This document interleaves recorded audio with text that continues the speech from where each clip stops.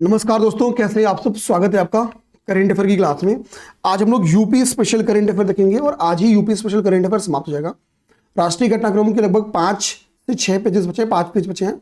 हम जब राष्ट्रीय ये यूपी स्पेशल करेंट अफेयर समाप्त करेंगे तो लास्ट में आधे घंटे वहां से टॉपिक उठाएंगे ताकि हम लोग उस टॉपिक को जो छूटा है वो समाप्त कर ले। बट आज हम लोग, चूंकि मेरे दिमाग में था कि हम लोग न्यू टॉपिक्स को टच करते हैं, तो ये टॉपिक उठाएंगे और इस टॉपिक को ओवरऑल आज समाप्त भी हो जाएगा और कुछ एडिशनल हम लोग राष्ट्रीय घटनाक्रम के पोर्शंस को ऐड करेंगे। ठीक है, अभी हम लोग उन टॉपिक्स को उठाएंगे जो यूपीआरओ मेंस में मैक्सिमम चांस रहते हैं जहां से क्वेश्चन बन के आने के लिए। तो अभी हम लोग बेसिकली यूपीआरओ मेंस को टारगेट करते हुए काम करेंगे। ठीक है, ताकि जो दोस्त क्लास के डिपेंडेंट है वो इजीली इस चीज को रिवीजन कर ले और ये याद भी करा दूंगा, एकदम निश्चिंत रहना। अब देखो, हमको पता है कि लखनऊ के विकास कुंज योजना क्षेत्र के अंतर्गत, ठीक है, राष्ट्रीय प्रेरणा स्थल, देखना, राष्ट्रीय प्रेरणा स्थल का क्या किया गया, उद्घाटन किया गया किसके द्वारा, प्राइम मिनिस्टर नरेंद्र मोदी जी के द्वारा। और ये जब राष्ट्रीय प्रेरणा स्थल का उद्घाटन किया गया था तब लोग देखे हुए लखनऊ के से बहुत सारे जो फूल थे वो चोरी हो रहे थे, तो ये काफी न्यूज में भी है। राष्ट्रीय प्रेरणा स्थल काफी न्यूज में, ये चीज हम लोग दिमाग में रखेंगे। तो पहली चीज हमको क्या दिमाग में रखनी है कि हाल ही में राष्ट्रीय प्रेरणा स्थल का उद्घाटन किया गया। तो राष्ट्रीय प्रेरणा स्थल का उद्घाटन किया गया, ठीक है, आपके लखनऊ में। इस राष्ट्रीय प्रेरणा स्थल के उद्घाटन का उद्देश्य क्या था? तो उद्देश्य सिंपल था कि आजादी के बाद के जो महान राष्ट्र नायक हैं उनके आदर्शों, उनके विचारों, उनके विरासत को सम्मान देना, यानी जो पोस्ट इंडिपेंडेंस नेशनल लीडर्स हैं, ठीक है, तो उनको बेसिकली उनकी लेगेसी को सम्मान करने के लिए, उनके आइडियाज को सम्मान देने के लिए ऐसा देना बेसिकली इसका उद्देश्य है। अब देखो, जो ये राष्ट्रीय प्रेरणा स्थल है, कह रहा है कि कितने एरिया में फैला है, तो 65 एकड़ एरिया में ये एरिया है, इतने बड़े एरिया में फैला हुआ है। मेरा मानना जो क्वेश्चन बन के आ सकता है पीटी में यहां से, वो यहां पे 3 मूर्तियों की स्थापना की गई है जो कि अपने आप में क्या है, जो कि कांस्य प्रतिमाएं हैं, जिनकी हाइट कितनी है, तो 65 फीट है। जिनकी हाइट कितनी है, 65 फीट हाइट है। तो ये कांस्य प्रतिमाएं हैं, 65 फीट इसकी हाइट है। ये 2 फैक्ट्स हम लोग दिमाग में रख लिए। अब इसके बाद जो अदर फैक्ट हमको दिमाग में रखना है कि वो किन की प्रतिमाएं यहाँ पे स्थापित की गई। तो एक हो गया आपका डॉक्टर श्यामा प्रसाद मुखर्जी, पहली पर्सनालिटी क्या हो गया, डॉक्टर श्यामा प्रसाद मुखर्जी। दूसरे पंडित दीनदयाल उपाध्याय जी और तीसरे, ठीक है, अपने पूर्व प्रधानमंत्री अटल बिहारी वाजपेयी जी। अब बताओ, क्या वाजपेयी जी की जन्मदिन के अवसर पर हम लोग कोई डे सेलिब्रेट करते हैं? क्या उस डे का नाम, ठीक है, सुशासन दिवस है? ठीक है, यस, तो आंसर बताओ। तो किन 3 पर्सनालिटीज की? डॉक्टर श्यामा प्रसाद मुखर्जी जी की, पंडित दीनदयाल उपाध्याय जी की और अटल बिहारी वाजपेयी जी की प्रतिमाएं स्थापित की गई। कितनी मीटर की, सॉरी कितनी फीट की? तो 65 फीट इसकी हाइट है। और कैसी है नेचर में? तो ये नेचर में क्या है, कांस्य प्रतिमा है। नेचर में कैसी है? तो कांस्य प्रतिमा है। कांस्य का मतलब ब्रॉन्ज स्टैच्यूज है। 65 फीट। देखो, याद करना कितना आसान है, 65 एकड़ और 65 फीट दोनों इक्वल है, फिगर इक्वल है। तो कल को मान लो आप क्या करो, आप केवल याद करो क्या, इनकी ऊंचाई कितनी है। तो हाइट जैसे ही आपने क्या किया, हाइट जैसे ही आपने याद किया कि 65 फीट इसकी ऊंचाई है, तो सिंपल सी बात है, कल को आपको एरिया पूछ दे तो हमको याद नहीं करना पड़ेगा, जितनी हाइट है उतनी एरिया में जो डिजिट है वो डिजिट है। पहला फैक्ट याद हो गया। सेकेंड आ जाओ, तो कह रहा है कि यूपी में पहली स्पेस लैब तैयार किया गया। देखो, कुशीनगर एक बार बीच में आपको याद हुआ था, यहाँ से रॉकेट लॉन्चिंग किया गया था। तो उत्तर प्रदेश का पहला क्षेत्र बना था जहां पे रॉकेट लॉन्चिंग की गई थी। तो सिंपल सी बात है, ऐसी उपलब्धि हो रही है तो कुछ तो नया होने वाला है कुशीनगर में। तो कुशीनगर में यूपी की पहली space lab, Uttar Pradesh first space lab in Kushinagar में स्टेब्लिश की गई। ठीक है, आप ध्यान देना कहां पे स्टेब्लिश की गई, ध्यान देना है। तो यहाँ पे जो पड़रौना नगर पालिका है, तो पड़रौना नगर पालिका के द्वारा 15 लाख रुपए की लागत से, कितनी लागत आई है, 15 लाख। तो 15 लाख की लागत से पड़रौना नगर पालिका के द्वारा इस लैब को स्टेब्लिश किया गया। अब ये लैब बात आती है कि किसके द्वारा संचालित, ठीक है, किसके सहयोग से ये लैब संचालित होगी। भाई पड़रौना नगर पालिका ने तो 15 लाख रुपए खर्च करके लैब बना दिया। तो कह रहा है कि व्योमिका स्पेस और इसरो के सहयोग से संचालित होगी। किसके द्वारा?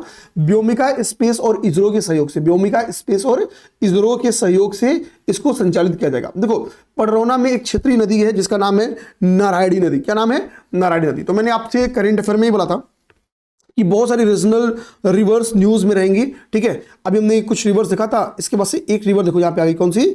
नारायणी नदी आ गई। कारण नारायणी नदी के जीरो बंधा तट पे, ना यहाँ पे देखो नारायणी नदी का कह रहा है कि जो नारायणी नदी का जो जीरो बंधा तट है, ठीक है, उस तट पे एक्चुअली क्या हुआ, उस तट पे एक मॉडल रॉकेटरी और कैंसेट इंडिया कार्यक्रम या हम लोग कहते प्रतियोगिता की शुरुआत की या को लॉन्च किया गया, जो भी कह लीजिए। तो नारायणी नदी के जीरो बंदा तट पर एक हम लोग कह सकते हैं कि एक रॉकेटरी कंपटीशन आयोजन किया गया। क्या? एक रॉकेटरी कंपटीशन का आयोजन किया गया। मैं लिख देता हूं, ठीक है, नारायणी नदी के तट पे, नारायणी नदी के तट पे, ठीक है, एक हम लोग कह सकते हैं कि क्या एक रॉकेटरी कंपटीशन का आयोजन किया गया।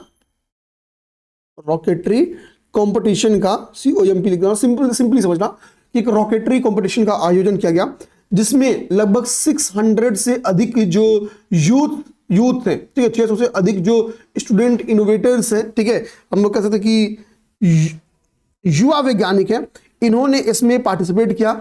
कई सारे मिनी रॉकेट्स एंड सैटेलाइट्स को यहां से लॉन्च किया, कई सारे मिनी रॉकेट्स और सैटेलाइट्स को यहां पे लॉन्च किया, ठीक है। तो ये बेसिकली आपका क्या हो गया, तो ये हो गया आपका कुशीनगर से रिलेटेड इंपॉर्टेंट फैक्ट। तो ये भी मन कह सकता है कि हाल ही में कि उत्तर प्रदेश के किस रीजन में, किस क्षेत्र में क्या हुआ कि रॉकेटरी कॉम्पिटिशन का आयोजन किया गया। तो सिंपल सी बात है, कुशीनगर में क्या हुआ, स्पेस लैब की स्थापना की गई 15 लाख रुपए की से। पडरौना, कुशीनगर, अब बताओ, ठीक है, मुख्यालय आता है ना, पेपर में मुख्यालय पूछता है, तो बताओ क्या पडरौना कुशीनगर का मुख्यालय है? ठीक है, नारायणी नदी यहां पे हम लोग समझ गए, लोकल रिवर है एक। अब नेक्स्ट देखिए, नेक्स्ट आपका फैक्ट है, दो लोकेशंस का नाम लिखा है, शाहजहांपुर और भदोही। ठीक है, आपका काम क्या होना चाहिए, शाहजहांपुर और भदोही को एक बार मैप में देख लीजिए। ठीक है, मैप में देख लीजिए। देखो भदोही जो वाला लोकेशन है वो बेहद इंपॉर्टेंट लोकेशन है। हम इस लोकेशन को, इस डिस्ट्रिक्ट को संत रविदास नगर के नाम से जानते हैं। अच्छा, आपने से कोई ये बताएगा क्या कि यूपी में कुल कितने डिस्ट्रिक्ट हो गए हैं? डिस्ट्रिक्ट यूपी में कितने हो गए हैं? ठीक है, तो कल को GS 5 में आपके एजुकेशन, ठीक है, सिलेबस है मेंस में, तो एजुकेशन को लेकर गवर्नमेंट के एफर्ट पूछे तो वहां पे एक पॉइंट हम लोग बता सकते हैं कि अभी हाल ही में शाहजहांपुर और भदोही, आप शाहजहांपुर देखना, शाहजहांपुर कोई बाउंड्री स्टेट नहीं है, ना अंदर कोई स्टेट से बाउंड्री टच करती है, ना किसी अंतर्राष्ट्रीय सीमा लगाती है। ठीक है, तो एक बार मैं चाहूंगा कि शाहजहांपुर आप लोग जरूर देखें। भदोही आपको मैं हिंट देता हूं कहां मिलेगा, बनारस की इर्द गिर्द जाओगे ना तो आपको भदोही देखने को मिलेगा। ठीक है, रविदास नगर, संत रविदास नगर। तो कह रहा है यहाँ पे क्या है, यहाँ पे राज्य विश्वविद्यालय, 2 राज्य विश्वविद्यालय की नींव रखी जाएगी। तो एक तो चांसेस है मेरे भाई कि डायरेक्टली जो हेडिंग वही क्वेश्चन आ जाए कि हाल ही में दिसंबर माह में सरकार ने कहां पे 2 राज्य विश्वविद्यालयों की स्थापना की, घोषणा की। तो इसका आंसर ये डायरेक्टली क्वेश्चन आएगा, तो बिल्कुल सिंपल है। बट एक चीज देखना, एक इंपॉर्टेंट फैक्ट लिखा है आपके शाहजहांपुर में एक ट्रस्ट है जिस ट्रस्ट का नाम है मुमुक्षु आश्रम ट्रस्ट। शाहजहांपुर में एक ट्रस्ट है जिसका नाम है मुमुक्षु आश्रम ट्रस्ट। मुमुक्षु आश्रम ट्रस्ट ने बोला है कि भैया हम क्या करने वाले हैं, हम जो जैसे ये ट्रस्ट क्या करता है, बहुत सारे एजुकेशनल संगठन को कह सकते हैं हम लोग कि संचालित करता है। तो इन्होंने बोला कि भैया कि हम क्या करने वाले हैं आपको, ठीक है, आप एक काम करिए, आप स्वामी सुखदेवानंद विश्वविद्यालय स्थापित करिए। सुखदेवानंद विश्वविद्यालय स्थापित करिए। ट्रस्ट आपको क्या करेगी, इस विश्वविद्यालय की स्थापना के लिए 20 एकड़ से अधिक की लैंड देगी। ठीक है, तो जो लैंड रिक्वायरमेंट आपकी, तो भैया 20 एकड़ से अधिक की लैंड क्या करेगी, केवल आपकी मुमुक्षु आश्रम ट्रस्ट ही आपको दान कर देगी। कौन? मुमुक्षु आश्रम ट्रस्ट। और इसको बनाने के लिए 108.03 करोड़ रुपए। ठीक है, तो कितना लैंड देगी, तो 20.03 एकड़, ठीक है, एकड़ लैंड दे देगी। ठीक है, प्लस और क्या करेगी, 108.03 करोड़ रुपए, इतने करोड़ रुपए आपको ये स्वामी सुखदेवानंद विश्वविद्यालय बनाने के लिए भी देगी। तो सिंपल सी बात समझो कि शाहजहांपुर में कौन जो राज्य विश्वविद्यालय बनाया जाने वाला है उसका नाम क्या है, स्वामी सुखदेवानंद विश्वविद्यालय। स्वामी सुखदेवानंद विश्वविद्यालय। अब देखो जो भदोही, तो भदोही में क्या है, संत रविदास नगर। भदोही को क्या कहते हैं, संत रविदास नगर। कह रहा है कि काशी नरेश विश्वविद्यालय यहां पे विकसित किया जाएगा। काशी नरेश राजकीय ठीक है, स्नातकोत्तर महाविद्यालय जानना। तो काशी में कौन रहते हैं, संत लोग रहते हैं। तो सिंपल, अच्छा देखो यार, अगर कल को आप भूल जाओ कि स्वामी सुखदेवानंद विश्वविद्यालय कहां खोला गया, और काशी नरेश राजकीय स्नातकोत्तर विश्वविद्यालय, ठीक है, पोस्ट ग्रेजुएट महाविद्यालय कहां खोला गया, तो भाई शाहजहां में और सुखदेवानंद मैच कर रहा पहले वर्ड से ही, तो आप इजीली देख सकते हो। यहां भी थोड़ा सा संत रविदास नगर से अपने आप को भिड़ाओगे तो संत वर्ड काशी से मैच कर जा रहा है, तो इजीली याद नहीं करना पड़ेगा। कल को मैसेज कॉलम में आ गया, कहीं आ गया, तो आप फील्डिंग सेट कर लोगे, आप भूलोगे नहीं, ठीक है। चलिए भैया, अब यहाँ पे देखिए आपको लिखा है काशी विंध्य क्षेत्र के गठन को मंजूरी, काशी विंध्य क्षेत्र के गठन को मंजूरी दिया गया। मैं एक बार इसका थोड़ा सा लोकेशन मैप बेस दिखा दूं, आपकी स्क्रीन पे एक मैप ओपन होगा। देखो मैं अभी ये नोट्स तैयार कर रहा हूं आपको, ठीक है, flow chart base current affair तैयार कराने के लिए, ठीक है। अभी चूंकि ये देखो, ये आपका क्या है, काशी विंध्या रीजन है, यही आपका क्या है, काशी विंध्या रीजन है। आप इस काशी विंध्या रीजन को बहुत ध्यान से देखना, तो इसमें कुल क्या देखने को मिलेगा, इसमें कुल 7 डिस्ट्रिक्ट, कुल इसमें 7 डिस्ट्रिक्ट आपको देखने को मिलेंगे। देखो ये आपका जौनपुर डिस्ट्रिक्ट हो गया, ये जौनपुर डिस्ट्रिक्ट हो गया, ये आपका गाजीपुर डिस्ट्रिक्ट हो गया, ये आपका वाराणसी हो गया, ठीक है, ये आपका वाराणसी हो गया। यही देखियो आपका संत रविदास नगर हो गया, जिसको हम लोग भदोही कह रहे हैं, संत रविदास नगर, ठीक है। भदोही में क्या है, अभी एक राज्य विश्वविद्यालय की स्थापना की गई, इसका नाम अभी हम लोग जस्ट पढ़े हैं, ठीक है। अब देखिए यहाँ पे ये क्या हो गया, ये चंदौली हो गया, ये मिर्जापुर हो गया और ये सोनभद्रा हो गया। सोनभद्र देखिए यहाँ पे एक, यहाँ पे बिहार से बाउंड्री टच कर रही है, इधर झारखंड से बाउंड्री टच कर रही है। अब बताओ इधर किस स्टेट से बाउंड्री टच कर रही है और इधर किस स्टेट से बाउंड्री टच कर रही है। ये तो आपका एमपी हो गया, ठीक है, ध्यान रखना, ये देखो ये आपका एमपी हो गया, इधर मध्य प्रदेश हो गया। तो सोनभद्र में क्या देख रहे हैं भाई, इधर बिहार से बाउंड्री टच है, इधर झारखंड से, इधर एमपी से। आप बताओ कि इधर किसे टच कर रही है, ठीक है। तो सोनभद्र से आपको क्लियर दिख रहा है कि 4 जो स्टेट है क्या कर रहे हैं, बाउंड्री टच करते हैं। तो जो 7 हम लोग देख सकते हैं कि जो 7 आपके काशी विंध्या रीजन के डिस्ट्रिक्ट हैं, कुल कितना क्षेत्रफल है, 23,815 स्क्वायर किलोमीटर का क्षेत्रफल है। कितना, 23,815 स्क्वायर किलोमीटर का क्षेत्रफल है, जिसको काशी विंध्या रीजन के तौर पे डेवलप किया जाएगा, ठीक है। तो ये 7 डिस्ट्रिक्ट का नाम आप इजीली तैयार कर सकते हैं। इसमें से देखो आपका जो ये मिर्जापुर है, सोनभद्र है, चंदौली है, ठीक है, ये एक्चुअली आपका जो लोकेशन है ये यहाँ पे प्रयागराज, ये 3 लोकेशन एटलीस्ट, मिर्जापुर, सोनभद्र और चंदौली, ये बेलन रिवर वैली का भी लोकेशन है, ठीक है, ये बेलन रिवर वैली का भी लोकेशन है, ठीक है। तो गवर्नमेंट क्या करिए, काशी विंध्या रीजन को डेवलप कर, ओके।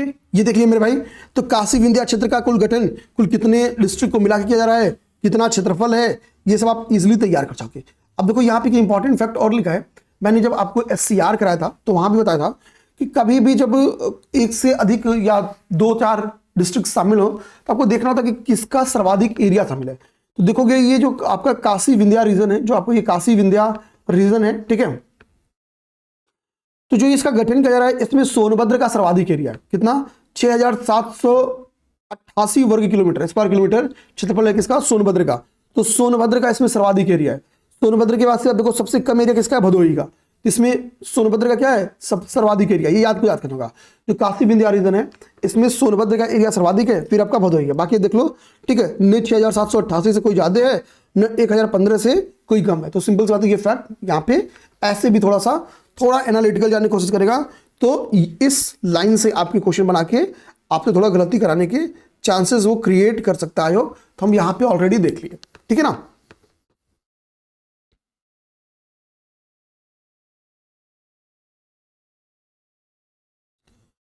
ठीक है, जबकि आप यहां पे देखो एक चीज बहुत ध्यान से, तो लिखा है इन 7 जिलों में सर्वाधिक क्षेत्रफल सोनभद्र का है, जबकि सबसे कम चंदौली का है। बल्कि यहाँ पे देखो चंदौली का आपको कितना लिख रहा होगा, 2,541। आप मुझे तुरंत टाइम दो, मैं तुरंत इसको क्रॉस चेक कर लेता हूँ। आप यहाँ देख सकते हैं कि मैंने इसको गूगल कर दिया है। तो गूगल में तो खैर के अकॉर्डिंग जो है वो ये है फैक्ट्स, देखिए, ठीक है, ये फैक्ट है आपका गूगल के अकॉर्डिंग, ठीक है। तो हमने ये देखा भी, ये वाला रीजन क्या है, सर्वाधिक है। ये देखिए ये वाला रीजन क्या है, आपको सर्वाधिक दिख रहा है, ये देखिए ये रीजन आपको सर्वाधिक दिख रहा है, ठीक है, ये रीजन आपको ये सर्वाधिक दिख रहा है। और यहाँ पे ध्यान देखो, ये चंदौली में 2,541 स्क्वायर किलोमीटर है, जबकि भदोही आपका 1015 है। तो यानी कम, सबसे कम किसका है, आपका भदोही है, और सोनभद्रा क्या है, मैक्स है, सोनभद्रा मैक्स है। तो ये फैक्ट आप लोग चाहो तो आप लोग एडिट कर सकते हो, ठीक है, अपने दिमाग में रख सकते हो। ओके, ये फैक्ट यहाँ पे क्रॉस चेक करा दिया। तो क्या मैं ये लाइन काट दूं, यहाँ पे जो है ये लाइन काट दूं मैं, इन 7 जिलों में सर्वाधिक सोनभद्र का और सबसे कम चंदौली का है। तो ये वाला फैक्ट यहाँ पे मैंने क्रॉस कर दिया, ठीक है ना। अच्छा, कह रहा है कि इसको डेवलप करने के लिए जो कार्यकारी समिति बनाई जाएगी, जो एग्जीक्यूटिव कमेटी बनाई जाएगी, उसके जो चेयरपर्सन रहेंगे, जो अध्यक्ष रहेंगे, वो कौन रहेंगे, माननीय मुख्यमंत्री जी रहेंगे। और जो प्रमुख सचिव, जो राज्य के प्रमुख सचिव होंगे, ठीक है, सॉरी, जो इसके प्रमुख सचिव होंगे वो प्रमुख सचिव आवास इसके मुख्य कार्यकारी अधिकारी होंगे, ठीक है ना। प्रमुख सचिव आवास इसके कह रहा है, प्रमुख सचिव आवास जो है इसके मुख्य कार्यकारी अधिकारी होंगे। वाराणसी के जो मंडलायुक्त होंगे वो इसके सदस्य सचिव होंगे, और विंध्याचल के जो कमिश्नर के जो सदस्य होंगे ये कमिश्नर सदस्य होंगे। ठीक है, ये बात बोल रहे हैं यहाँ पे। अब यहाँ पे हमको कुछ चीजें और जो दिमाग में रखनी है वो ये देखना होगा। ठीक है, वो यहाँ पे मैं आपको कुछ फैक्ट्स और दिखाने की कोशिश करूंगा जो कि हमको पेपर में आ सकता है और हमको तैयार कर लेना चाहिए। ठीक है, हमको तैयार कर लेना चाहिए, ध्यान देना। देखिए अब यहाँ पे क्लियर एक फैक्ट लिखा हुआ है। ठीक है, अभी मैं देखो यहाँ पे लिखा है कि इसमें वाराणसी मंडल और विंध्याचल मंडल के 7 जिले शामिल हैं। ठीक है, अब क्वेश्चन ये आ सकता है कि जो 7 डिस्ट्रिक्ट शामिल है इनमें से कौन सा वाराणसी का है, ठीक है, और कौन सा विंध्याचल मंडल का। वो होता है कुल कितने यूपी में कुल कितने मंडल हैं, ठीक है, और वाराणसी मंडल में और विंध्याचल मंडल में कुल कितने डिस्ट्रिक्ट है। ये आपको एक बार अलग से नोट डाउन मेरे भाई कर लेना। ठीक है, इसको एक अलग से आप नोट डाउन कर लेना। ठीक है, तो ये एक अभी मैं मत बट हैशटैग होमवर्क लिख लो, अपने को अपने से याद कर लेना होगा। बल्कि मैं बताऊंगा ना, इसको कमेंट गूगल करके कॉपी करके हैशटैग कमेंट कर दो, कमेंट बॉक्स में पेस्ट कर देना इसको। ठीक है ना, मंडल वाला पोर्शन मैं बोल रहा हूँ आपको कमेंट करने के लिए। चलिए अब आइए हम लोग नेक्स्ट देखते हैं। वाराणसी में देश का पहला वाटर टैक्सी का संचालन हुआ। तो एक तो चांसेस क्या है कि भाई जो स्क्रीन पे हेडिंग दिख रहा है वही क्वेश्चन बन के आ जाए कि India first hydrogen water taxi कहाँ उद्घाटन किया गया। तो इसका उद्घाटन किया गया आपके वाराणसी में। तो एक तो क्या है, रिन्यूएबल एनर्जी के सेक्टर में जो भूमिका उत्तर प्रदेश की, तो एक तो ये आ सकता है। किसके द्वारा उद्घाटन किया गया, ठीक है, किसके द्वारा उद्घाटन किया गया, तो केंद्रीय मंत्री सर्बानंद सोनोवाल जी के द्वारा, सर्बानंद सोनोवाल जी के द्वारा। ठीक है, कहां पे, नमो घाट पे। कहां पे, नमो घाट पे। ध्यान देना, कह रहा है कि यहां पे नमो घाट, कह रहा है नमो घाट के लिए वाटर टैक्सी को हरी झंडी दिखाई गई। ठीक है ना, इसकी विशेषता क्या है, इस वाटर टैक्सी की विशेषता क्या है, तो कह रहा है कि इसकी विशेषता ये है कि 24 मीटर लंबे इस कैटामरान, ये कितनी लंबाई इसकी, तो 24 मीटर लंबाई है। कितने यात्री बैठ सकते हैं, तो 50 यात्री बैठ सकते हैं। कितनी इसकी स्पीड है, तो 7 to 9 नॉट समुद्री मील। ठीक है, समुद्री मील इसकी स्पीड है, 7 to 9 समुद्री मील इसकी स्पीड है। तो ये इसकी स्पीड हो गई, ये इसकी स्पीड हो गई, ध्यान देना 7 to 9। ठीक है, ये 8 घंटे तक हाइड्रोजन ईंधन से चल सकता है। ठीक है, ये 8 घंटे तक हाइड्रोजन ईंधन से चल सकता है। तो 24 मीटर लंबाई, 50 यात्री बैठ सकते हैं, इसकी स्पीड इतनी हो गई, और इसकी जो अवधि है, ठीक है, वो कितने हैं, 8 घंटे तक इसका संचालन किया सकता है। 8 घंटे तक इसका संचालन किया सकता है। चलिए भैया नेक्स्ट देखिए। तो नेक्स्ट इंपॉर्टेंट फैक्ट है कि अभी हाल ही में हमको पता है लखनऊ को यूनेस्को क्रिएटिव सिटीज नेटवर्क की सूची में शामिल किया गया। ठीक है, यूनेस्को क्रिएटिव नेटवर्क्स की सूची में शामिल किया गया। और हमको पता है कि जो यूनेस्को का ये क्रिएटिव सिटीज नेटवर्क है, ये कई कैटेगरीज में, पहले ये केवल 7 कैटेगरीज में, देखो आप क्या फैक्ट याद करोगे कि गैस्ट्रोनॉमी या पाक कला की श्रेणी में दिया गया। एक तो आप हेडिंग से ये याद कर सकते हो। ठीक है, हाल ही में क्रिएटिव सिटीज नेटवर्क में शामिल किया गया। तो देखो ये गैस्ट्रोनॉमी या पाक कला के सेक्टर में तो लखनऊ को दिया गया है, लखनऊ को दिया गया ना। ठीक है, क्या बताओ, क्या हैदराबाद को भी इसी श्रेणी में दिया गया है, ठीक है, हैदराबाद को भी क्या इसी श्रेणी में दिया गया है। ये चलो कमेंट करके बताना है। आपको नहीं आते तो आपको गूगल करना और कमेंट करना है। मैं जो चीज बोल रहा हूं मेरे भाई उसको मजाक में मत लेना। ठीक है, इसको कमेंट करके बताना है। ये मैं पढ़ा चुका हूं, मैं इसलिए बता रहा हूं, मंथली करंट अफेयर में पढ़ा चुका हूं। ठीक है, तो ये तो इतना फैक्ट आपको हेडिंग दे दिया। अब देखो मैं आपको कुछ बताने वाला हूं जो फैक्ट यहां पर लिखा है। मेरा मानना कि यहां से क्वेश्चन बन के आ सकता है। ठीक है, अब देखो यहां से क्वेश्चन क्या क्या बन के आ सकता है, तो आप बहुत ध्यान से इस चीज को फोकस करना। देखो इस चीज को जब आप यहां से देखोगे तो पहली बात आपको क्या बोल रहा है कि कुल 8 श्रेणियों में इस बार जो 43वीं जनरल कॉन्फ्रेंस यूनेस्को की आयोजित की गई थी। कहां पे, 43वीं general conference, 43rd general conference जो यूनेस्को की आयोजित की गई थी, कहां पे, समरकंद में। तो पहला फैक्ट क्या याद रखो कि आपको याद रखना है कि यूनेस्को की 43वीं जनरल कॉन्फ्रेंस, कहना 43rd जनरल, ठीक है, जनरल कॉन्फ्रेंस। ठीक है, कॉन्फ्रेंस क्या, पहली बात कि भाई इसको आयोजित कहां किया गया, इस कॉन्फ्रेंस का आयोजन किया गया कहां, समरकंद में। इस कॉन्फ्रेंस का आयोजन कहां किया गया, समरकंद में। एक फैक्ट आप लोग याद कर लीजिए, कहां पे, समरकंद में। अब जब इस समरकंद में इस कॉन्फ्रेंस का आयोजन किया गया तो इसमें कुल कितने स्थलों को जोड़ा गया, तो 58 सिटीज को 58 शहरों को जोड़ा गया, जिसमें एक आपका क्या है, एक आपका लखनऊ भी है। कुल 58 शहरों को जोड़ा गया, जिसमें एक शहर क्या आपका, एक शहर इसमें आपका लखनऊ है, एक शहर इसमें आपका लखनऊ है।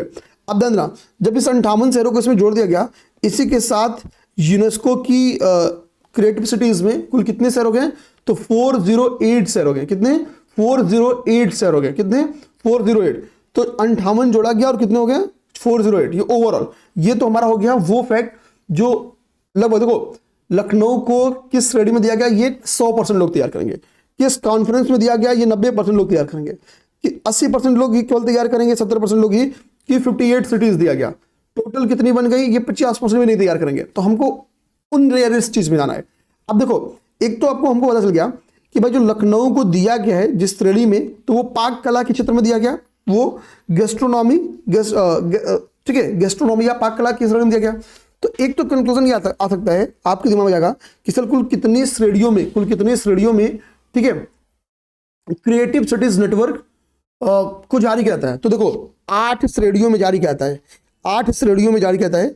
इस बार इन 8 श्रेणियों में एक नई श्रेणी जोड़ी गई है, जो श्रेणी क्या है, एक न्यू श्रेणी है जिसका नाम है आर्किटेक्चर। आर्किटेक्चर ये एक न्यू श्रेणी है, ये एक नई श्रेणी है जिसको इसमें जोड़ा गया है। यहां पे लिख दो, ये एक न्यू श्रेणी है, न्यू श्रेणी है। पहली बार इस श्रेणी को शामिल किया गया, ठीक है, पहली बार इस श्रेणी को शामिल किया गया, ठीक है। अब आप बोलोगे कि सर जो आर्ट क्या है उसमें क्या है, तो वो आपका शिल्प एवं लोक कला है, ठीक है, डिजाइन है, फिल्म है, लिटरेचर है, मीडिया आर्ट्स है, म्यूजिक है। ये 7 श्रेणियां हैं, ये 7 श्रेणियां हैं, ठीक है। और 8वीं श्रेणी जो नई जोड़ी गई क्या है, वो आपकी आर्किटेक्चर है। तो 43वीं जनरल कॉन्फ्रेंस हुआ कहां, समरकंद में। ये सारे फैक्ट्स हो गए। कह रहा है कि जब लखनऊ को इस 58 में से हमको बता भाई एक शहर अभी क्या शामिल किया गया, आपका लखनऊ शामिल किया गया है, लखनऊ को शामिल किया गया है। तो लखनऊ के शामिल होते ही भारत में कुल क्रिएटिव सिटीज नेटवर्क, यूनेस्को के साइट में जो क्रिएटिव सिटीज नेटवर्क है, उनकी संख्या कितनी हो गई, उनकी संख्या 9 हो गई। उनकी संख्या कितनी हो गई, तो उनकी संख्या 9 हो गई। ये भी एक हमारे लिए इंपॉर्टेंट फैक्ट है। पहली बार 2015 में यूनेस्को की क्रिएटिव सिटीज नेटवर्क में भारत के जिन 2 शहरों को शामिल किया गया था, वो शहर आपके कौन है, पहला जयपुर है, और दूसरा 2015 में इन शहरों को शामिल किया था वाराणसी है। लखनऊ और वाराणसी, देखना सॉरी, जयपुर और वाराणसी। इसमें वाराणसी को संगीत के क्षेत्र में शामिल किया गया था, वाराणसी को संगीत के क्षेत्र में, ठीक है, संगीत श्रेणी में शामिल किया गया था। जयपुर को शिल्प एवं लोक कला के क्षेत्र में, ठीक है, ठीक। हैदराबाद को मैं आपसे पूछा था, बता ही देता हूं भाई, कल को आप लोग बुरा मान जाओ। तो हैदराबाद को गैस्ट्रोनॉमी यानी पाक कला के क्षेत्र में ही दिया गया है, ठीक है, ये सही फैक्ट है। इसको भी गैस्ट्रोनॉमी में ही दिया गया है, गैस्ट्रोनॉमी के ही क्षेत्र में दिया गया है। कब, 2019 में, वर्ष 2019 में दिया गया था, वर्ष 2019 में। ये सब पेपर में क्वेश्चंस बन के मेरे भाई आ सकते हैं, तो हम लोग अपने आप को रेडी रखेंगे, हम लोग अपने आप को क्या करेंगे, रेडी रखेंगे, ठीक है।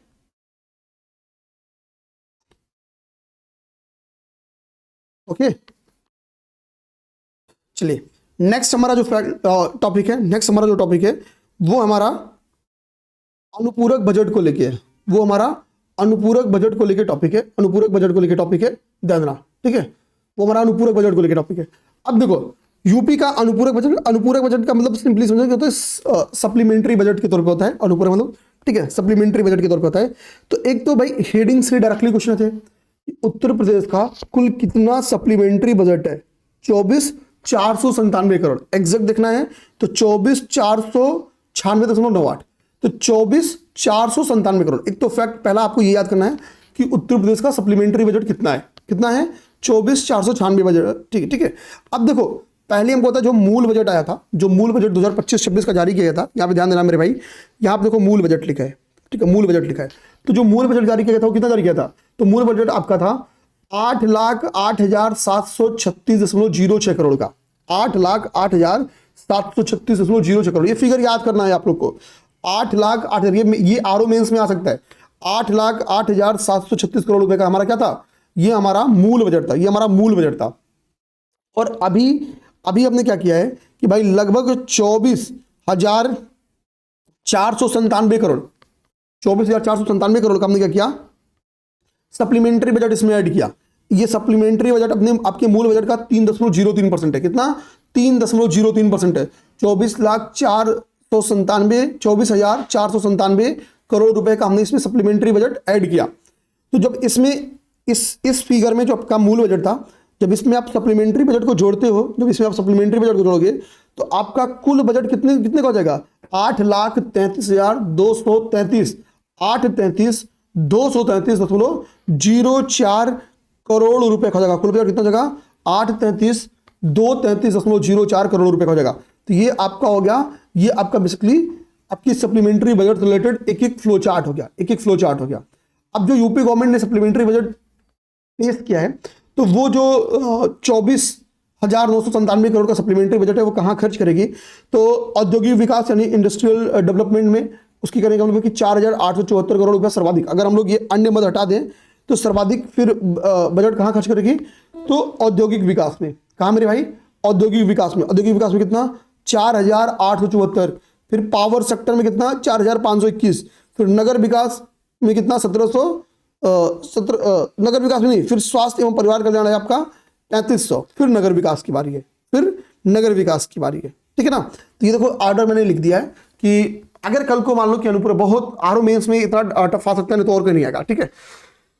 ध्यान देना, औद्योगिक विकास पहला, औद्योगिक विकास के बाद से ये अनुपूरक बजट कहाँ जाएगा? पावर सेक्टर में जाएगा। पावर सेक्टर के बाद से कहाँ जाएगा? स्वास्थ्य एवं परिवार कल्याण। उसके बाद से कहाँ जाएगा? उसके बाद से आपका जाएगा नगर विकास में। उसके बाद से नगर विकास में। तो ये मेरे भाई हो गया आवंटित बजट को कैसे कैसे कैसे और कहाँ कहाँ खर्च किया जाएगा, उसकी बात हो गई, ठीक है। ओके, चलो नेक्स्ट फैक्ट को उठाओ, नेक्स्ट टॉपिक को उठाते हैं हम लोग और नेक्स्ट टॉपिक को देखने की कोशिश करते हैं।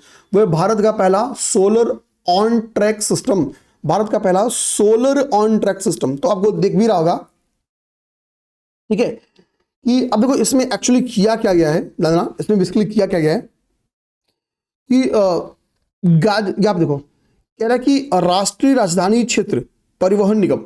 तो एक तो पेपर में हमको पता है कि यूपी के कुल 8 ऐसे जिले हैं जो राष्ट्रीय राजधानी क्षेत्र के अंतर्गत आते हैं। तो एक तो आपको राष्ट्रीय राजधानी क्षेत्र के अंतर्गत आने वाले जिलों को हैशटैग कमेंट लिख रहा हूं, फिर हैशटैग कमेंट लिख रहा हूं, कॉपी करना है और कहाँ करना है? कमेंट बॉक्स में आपको इसको पेस्ट करना है। कह रहा है कि राष्ट्रीय राजधानी क्षेत्र विकास निगम ने डिसीजन लिया है कि जो नमो भारत डिपो है, नमो भारत डिपो कहाँ है? ये गाजियाबाद में का एक लोकेशन है, दुहाई। गाजियाबाद में एक लोकेशन है दुहाई, और वहीं पे नमो भारत डिपो है। तो इसी नमो भारत डिपो में भारत का पहला solar on track system launch किया जाएगा। यहीं पे क्या है?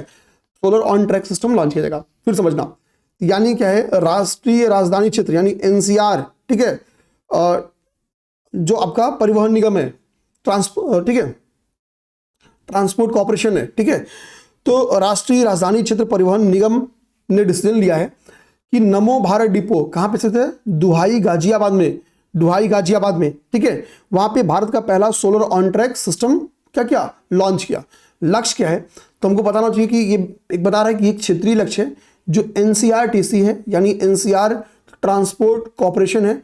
उसका लक्ष्य है कि हम अपनी ऊर्जा जरूरतों का 70% क्या करें? रिन्यूएबल एनर्जी से प्राप्त करें, रिन्यूएबल एनर्जी से प्राप्त करें। यही इसका उद्देश्य है। देखो जो आपका ये भारत का पहला सोलर ऑन ट्रैक सिस्टम है, भारत का पहला सोलर ऑन ट्रैक सिस्टम है। अगर इसकी हम लोग रूफ टॉप सोलर क्षमता को जानने की कोशिश करें तो इसकी रूफ टॉप सोलर क्षमता कितनी है? 5.5 मेगावाट, 5.5 मेगावाट, ठीक है। और यहाँ पे कह रहा है कि लक्ष्य कितना है? लक्ष्य है 15 मेगावाट का, ठीक है। रूफ टॉप सोलर क्षमता का लक्ष्य कितना है? 15 मेगावाट का। घरेलू सौर उत्पादन का लक्ष्य किसका? एनसीआरटीसी का, ठीक है। और ये इसकी क्षमता कितनी है? 5.5 मेगावाट इसकी क्षमता है, ठीक है। बस आप केवल ये याद कर जाओ 5.5 मेगावाट क्षमता, और बस ये गाजियाबाद का दुहाई नमो भारत डिपो, इसके अलावा कुछ मत याद करो। प्लेज पार्क योजना में संशोधन को मंजूरी दी गई। तो सबसे पहले एक तो पेपर में आपके प्लेज का फुल फॉर्म पेपर में आ सकता है, पूछ सकता है। ध्यान देना, प्लेज यहाँ पे लिख देता हूँ, PLEDGE, पेपर में इसका फुल फॉर्म आ सकता है, ठीक है। तो देखो प्लेज का फुल फॉर्म आपका यहाँ पे लिखा हुआ है, हम लोग थोड़ा सा फोकस होते हैं।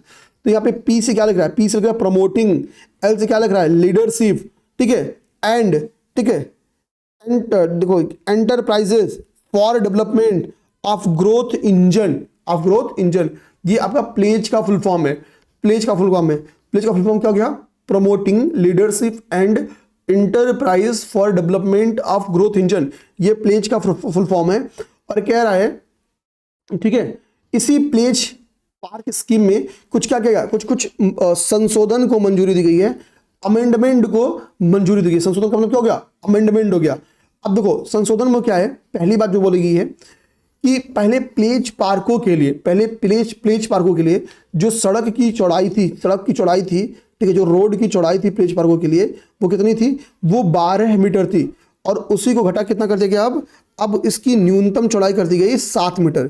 तो पहला संशोधन क्या हुआ प्लेज पार्कों को लेके कि 12 मीटर की चौड़ाई को न्यूनतम कितना कर दिया, 7 मीटर। तो फिर बता रहा है आपको कि जो 7 मीटर के चौड़ाई वाले जो रोड होंगे वहां पे किस कैटेगरी के इंडस्ट्रीज को परमिशन होगा, तो वहां पे आपके यहां पे देखो लिखा होगा ग्रीन एंड ऑरेंज कैटेगरी। तो ग्रीन एंड ऑरेंज कैटेगरी के जो इंडस्ट्रीज हैं वो 7 मीटर चौड़ाई वाले, ठीक है, जो प्लेज पार्क है वहां पे स्टेब्लिश किए जा सकते हैं। ठीक है, तो पहली बात क्या, इसके पहले न्यूनतम सड़क चौड़ाई कितनी थी, 12 मीटर थी। कितनी मेरे भाई, 12 मीटर। तो 12 मीटर को रिड्यूस करके कितना किया गया, पहला संशोधन 7 मीटर। तो ये 7 मीटर वाले रोड होंगे, यहाँ पे किस टाइप की इंडस्ट्री लग सकती है, तो यहाँ पे ग्रीन या ऑरेंज कैटेगरी के इंडस्ट्रीज लग सकते हैं। लेकिन अब यहाँ पे क्या है, कह रहा है आगे कह रहा है कि जो 12 मीटर या उससे अधिक चौड़ाई के जो आपके रोड होंगे वहां पे ऑल टाइप कैटेगरी के किसी भी प्रकार की वहां पे इंडस्ट्री लग सकती है। बट 7 मीटर चौड़ाई पे क्या लग सकता है, ग्रीन एंड ऑरेंज कैटेगरी। अब देखो यहाँ पे एक और बात बोली गई है, प्यारी सी बात, कह रहा है कि ऐसे प्लेज पार्क, कह रहा है कि ऐसे प्लेज पार्क जो कितने क्षेत्रफल में हो, 15 से 50 एकड़ के क्षेत्रफल में स्टेब्लिश हो। प्लेज का फुल फॉर्म तो पहले देख लिया। ऐसे प्लेज पार्क जो 15 से 50 एकड़ क्षेत्रफल के बीच में हो, जिनका विस्तार इतना हो, ठीक है, तो उनके लिए पीडब्ल्यूडी क्या करेगी, तो कह रहा उनके लिए पीडब्ल्यूडी 2.5 किलोमीटर की सड़क का भी निर्माण करेगी। ठीक है, उन प्लेज पार्क तक पहुंचने के लिए पीडब्ल्यूडी द्वारा प्लेज पार्क तक 2.5 किलोमीटर की सड़क का निर्माण कराया जाएगा। ठीक है, तो समझ गए, ये अमेंडमेंट किए हैं, ये अमेंडमेंट, तो सड़क की चौड़ाई को घटा दिया गया है और 7 मीटर को के जो सड़क बनाए गए हैं मिनिमम न्यूनतम बन सकते हैं, वहां पे ग्रीन एंड ऑरेंज इंडस्ट्रीज को परमिशन दी गई है। और ऐसे प्लेज पार्क्स जो 15 से 20 एकड़ में फैले हैं, पीडब्ल्यूडी को बोला गया वहां पे 2.5 किलोमीटर तक के रोड का निर्माण कराया जा सकेगा। नेक्स्ट आप देखो मेरे भाई, क्या प्यारा सा फैक्ट है गोरखपुर को लेके कि गोरखपुर में देश के पहले रिवर सेल के गठन को मंजूरी दी गई। देश के पहले ठीक है रिवर सेल के गठन को मंजूरी दी गई। ठीक है, तो हम लोग इसको देखेंगे, इंडियाज फर्स्ट रिवर सेल इन गोरखपुर। हाल ही में इसकी स्वीकृति किसने दी, तो national mission for clean Ganga के द्वारा, national mission for clean Ganga के द्वारा इस बात की स्वीकृति दी गई। ठीक है, और ये जो पूरा आपका इंडिया फर्स्ट रिवर सेल है, इसके लिए जो वित्त पोषण होगा वो 90% जो उसका वित्त पोषण होगा कौन करेगा, तो 90% जो इसका वित्त पोषण होगा जानना वो NMCG अर्थात national mission for clean Ganga के द्वारा इसका 90% वित्त पोषण किया जाएगा। 90% वित्त पोषण किया जाएगा।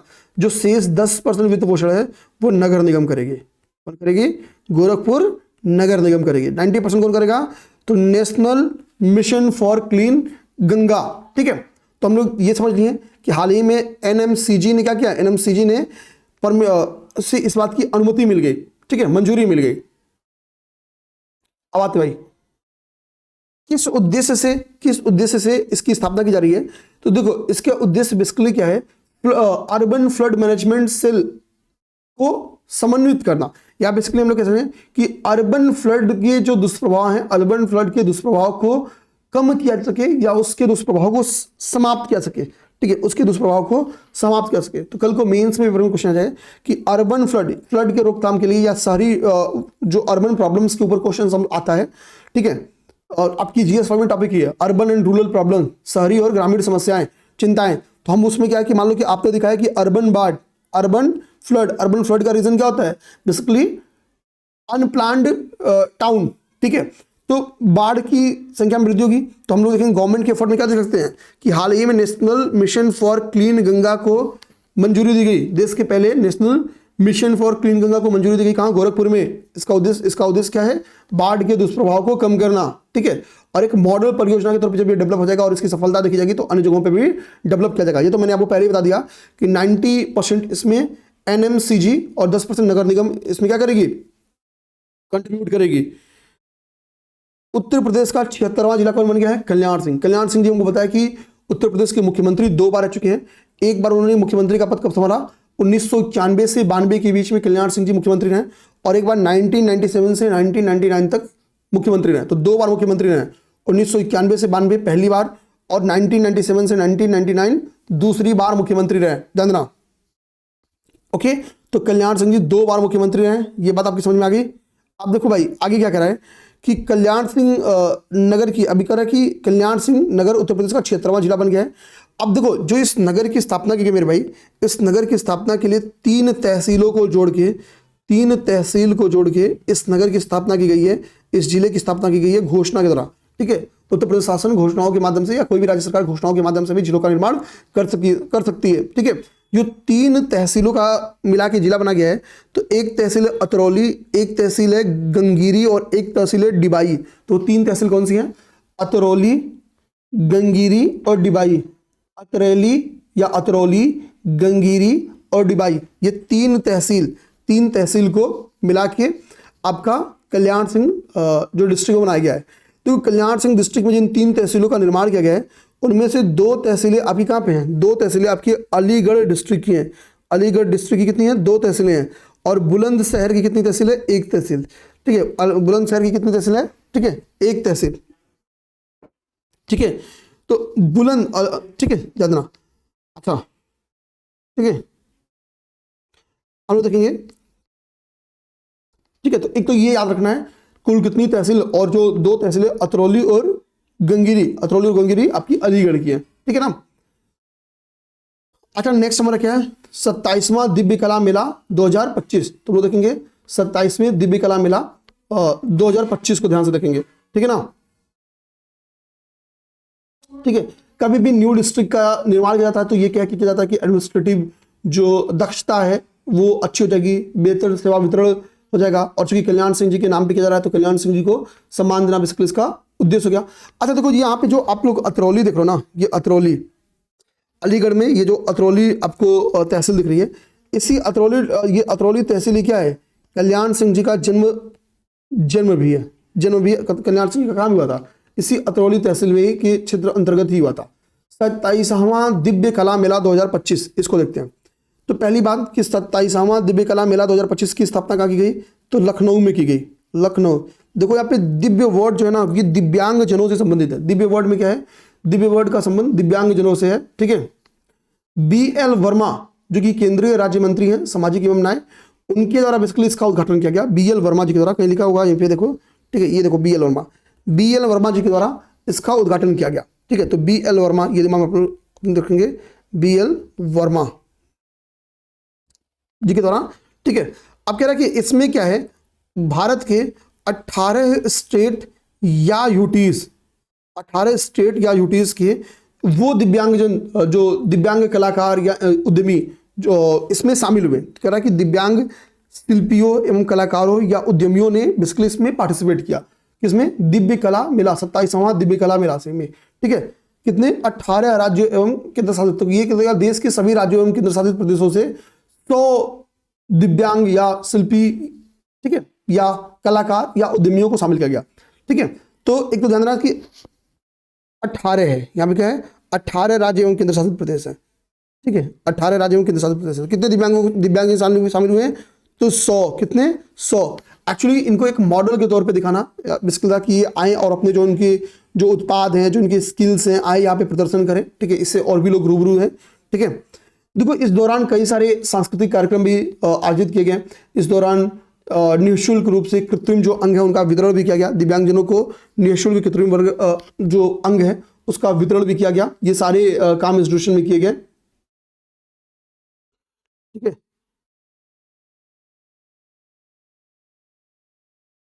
ओके।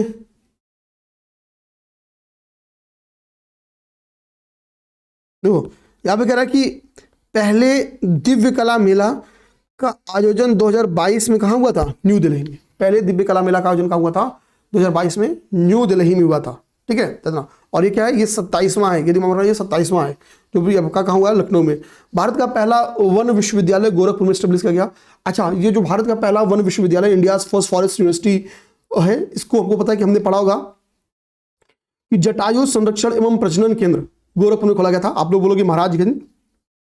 तो जब जटायु संरक्षण एवं प्रजनन केंद्र आप वन प्रभाग के अकॉर्डिंग देखोगे तो गोरखपुर लगेगा, ठीक है, ये दिमाग में रखना अपने। तो जटायु संरक्षण एवं प्रजनन केंद्र के निकट ही इसकी स्थापना की गई। देखो यहाँ पे लिखा है कि जटायु संरक्षण एवं प्रजनन केंद्र, जटायु संरक्षण एवं प्रजनन केंद्र के निकट क्या हुआ, गोरखपुर में इंडियाज फर्स्ट फॉरेस्ट यूनिवर्सिटी की नींव रखी गई, ठीक है।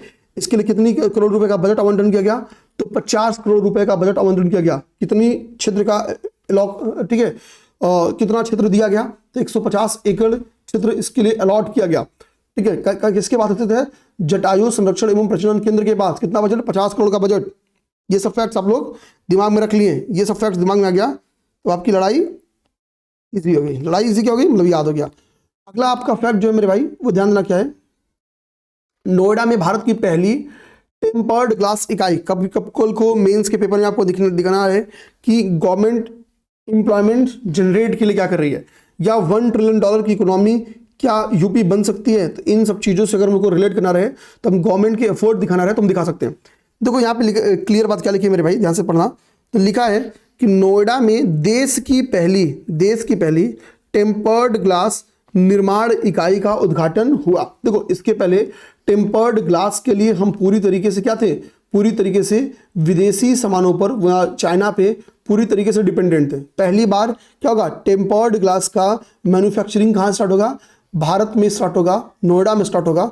यानी भारत आत्मनिर्भर बनेगा पहली बार टेम्पर्ड ग्लास के। ये बेसिकली इसमें एंड्रॉयड टेम्पर्ड ग्लास का निर्माण किया जाएगा, हमको पता कि जो केंद्रीय इलेक्ट्रॉनिक्स एंड आईटी मंत्री हैं अश्विनी वैष्णव जी, ठीक है, इनके द्वारा इनका उद्घाटन किया गया, ठीक है। अब बात आ रही कि नोएडा में जो देश की पहली टेम्पर्ड ग्लास इकाई का निर्माण होने वाला है, नोएडा में जो देश की पहली टेम्पर्ड ग्लास इकाई का निर्माण हो रहा है, किसके सहयोग से निर्माण हो रहा है, तो कह रहा है यह संयंत्र ठीक है ऑप्टिमस इलेक्ट्रॉनिक और कॉर्निंग इनकॉर्पोरेटेड, कहना यह संयंत्र कह रहा है, यह संयंत्र ऑप्टिमस इलेक्ट्रॉनिक्स और कॉर्निंग इनकॉर्पोरेटेड, ये क्या है, अमेरिका, ठीक है, ये साझेदारी से स्थापित की जा रही है। ऑप्टिमस इलेक्ट्रॉनिक्स और कॉर्निंग इनकॉर्पोरेटेड की साझेदारी से इसको एस्टेब्लिश किया जा रही है। किसकी साझेदारी से, और जब इससे जब टेम्पर्ड ग्लास बन के सामने आएगा तो किस ब्रांड नेम से आएगा, तो जिस ब्रांड नाम से आएगा वो है engineered by coming brand name, sorry coming लिखा हो, ठीक है, ये कॉर्निंग है, COR है, ये थोड़ा सा आपको यम दिख रहा होगा, ठीक है, बाकी यहाँ पे यम ही लिखा है, ठीक है, नोट्स में मैंने कॉर्निंग लिखा था, एक बार कंपनी सर्च कर लेता हूँ, ठीक है, इसको आप लोग कॉर्निंग कर लेना, ये M नहीं है, ठीक है, ये ध्यान देना आप लोग, जब कॉर्निंग CORNING है, मैं नोट्स में अपने लिखा भी था, कॉर्निंग ही लिखा था, ठीक है। ओके, आप लोग भी नोट्स बना लोगे तो रिवीजन आपका बड़ा इजी रहेगा, ठीक है। अब खुद सोचो ना कि अब देखो हम लोग इसको रिलेट करते हैं कि नोएडा में देश की पहली टेम्पर्ड ग्लास इकाई की स्थापना क्यों की गई। इसकी बेसिकली मैं आपसे कल को पूछूं कि इसकी इंपॉर्टेंस क्या है, कल को मेंस में आपको इसकी इंपॉर्टेंस पूछ लें तो भाई देखो हमको होता है कि मोबाइल उपकरणों की जो पूरी वैल्यू चेन है वो भारत में डेवलप हो जाएगी। मेक इन इंडिया, आत्मनिर्भर भारत, इनको बढ़ावा मिलेगा, ठीक है। सिंपल सी बात है कि पहले हम टेम्पर्ड ग्लास की पूरी तरीके से आयात करते थे, अब क्या होंगे, आत्मनिर्भर हो जाएंगे। तो ये सब बेसिकली क्या है, ये सब बेसिकली इंपॉर्टेंस है, चलिए अब नेक्स्ट देखिए, उत्तर प्रदेश इलेक्ट्रॉनिक्स घटक विनिर्माण नीति 2025, इसके बारे में देखते हैं।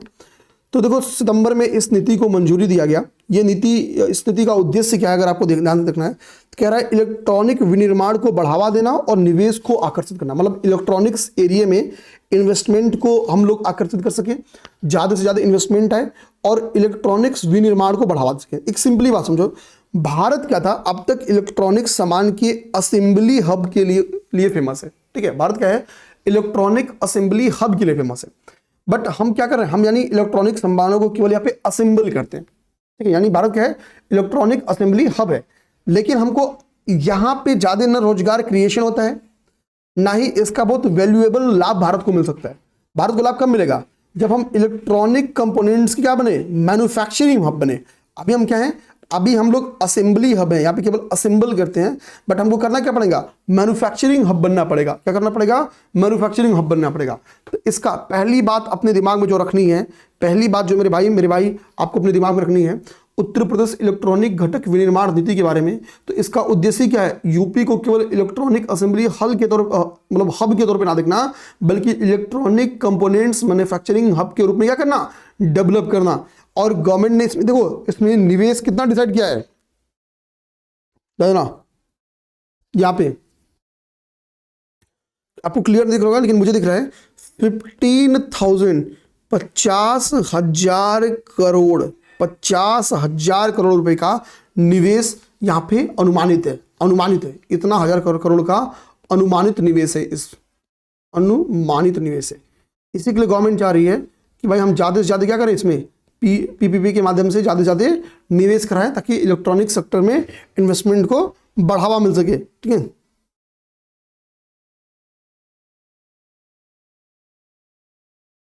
ठीक है। अब क्या देखो, इस नीति के पहले चरण में यहां पे ध्यान दो, जो फेज 1 होगा, जो पहला चरण होगा, जो फेज 1 होगा, ठीक है, तो उसमें कौन कौन से फोकस कंपोनेंट्स होंगे।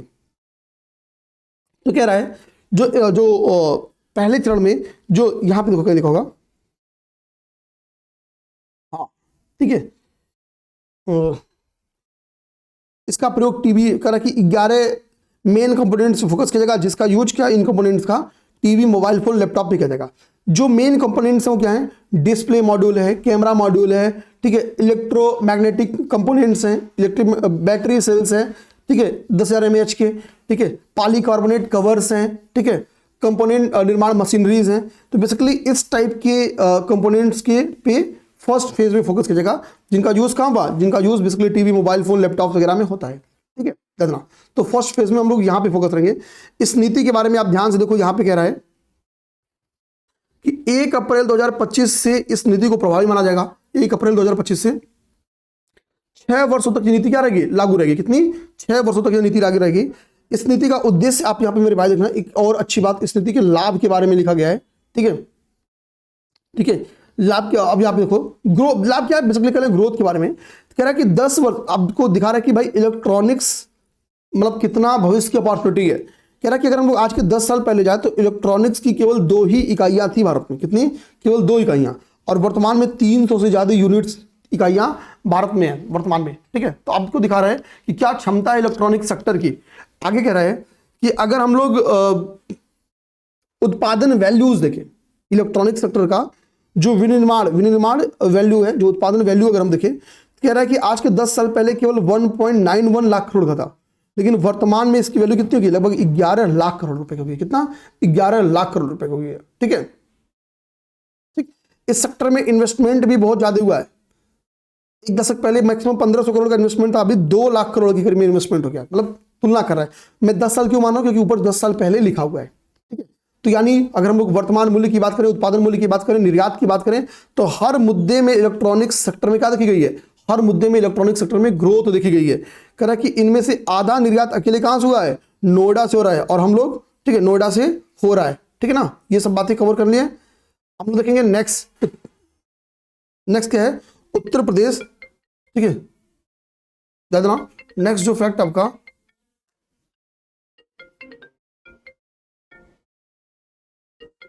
हेलो, ठीक है, नेक्स्ट जो फैक्ट है वो आपका उत्तर प्रदेश निर्यात प्रोत्साहन नीति 2025 को मंजूरी दी गई। ठीक है, अब देखो निर्यात प्रोत्साहन नीति यानी एक्सपोर्ट प्रमोशन पॉलिसी, यानी सिंपल सी बात है, हमारा टारगेट क्या होगा कि उत्तर प्रदेश एक्सपोर्ट को बढ़ावा दे सके, एक्सपोर्ट को बढ़ावा दे, यही उद्देश्य है। उत्तर प्रदेश क्या करे, एक्सपोर्ट को बढ़ावा दे, क्योंकि जब एक्सपोर्ट को देखो, यहां पे क्या लिखा है, निर्यात प्रोत्साहन, आपको निर्यात को प्रोत्साहन देना है। तो सिंपल सी बात है कि जो निर्यातकों की चैलेंजेस है, निर्यातकों की जो चुनौतियां हैं, आपको उन चैलेंजेस को क्या करना होगा, आपको उन चैलेंजेस को कम करना होगा, तभी निर्यात में यानी एक्सपोर्ट में क्या होगा, आपको वृद्धि देखने को मिलेगी। तभी तो जो एक्सपोर्टर्स है वो ज्यादा से ज्यादा अपने आप को शामिल करेंगे। कह रहा है कि इस नीति का लक्ष्य क्या है, 2030 को लेकर आप ध्यान देना। तो कह रहा है कि इस नीति का लक्ष्य है कि 2030 तक जो निर्यातक हैं यानी जो एक्सपोर्टर हैं, ठीक है, एक्सपोर्टर की संख्या में 50%, 50% की वृद्धि करना। कितना? 50% की वृद्धि करना। ठीक है। निर्यात मूल्य कितना? तो निर्यात मूल्य 50 अरब डॉलर करना। 50 अरब डॉलर यानी 50 बिलियन यूएस डॉलर करना निर्यात वैल्यू। ठीक है, निर्यात वैल्यू। ठीक है, यानी एक्सपोर्ट वैल्यू कितना करना? 50 बिलियन डॉलर करना। तो इसका टारगेट क्या हो गया? इसका एम हो गया कि एक्सपोर्ट को जो निर्यात है, ठीक है, एक्सपोर्ट है, उसको कितना पहुंचा देना? तो एक्सपोर्ट को पहुंचाना इसका उद्देश्य है कितना? 50 बिलियन यूएस डॉलर, यूएसडी। ये यूएसडी कर देते हैं, यूएस डॉलर। ठीक है, ये उद्देश्य है।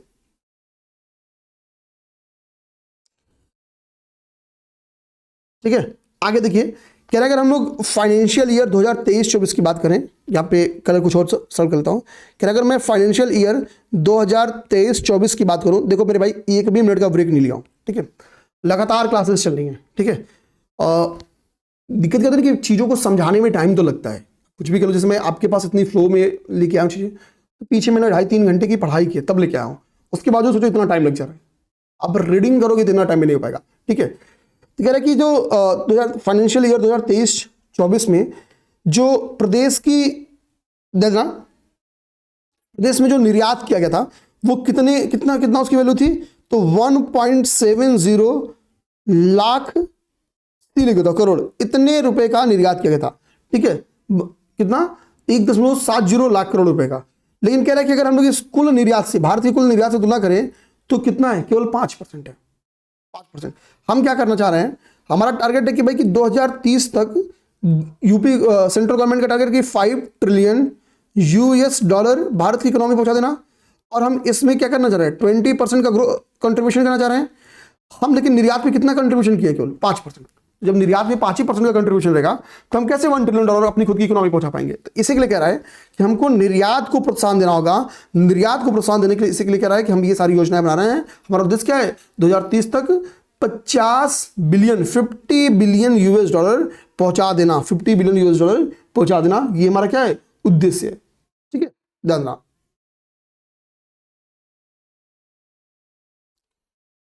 आ जाइए, कह रहा है इसके लिए निर्यात की सर्विस सेक्टर में खास तौर पर कह रहा है कि हमने बहुत सारे सेक्टर्स की पहचान की है।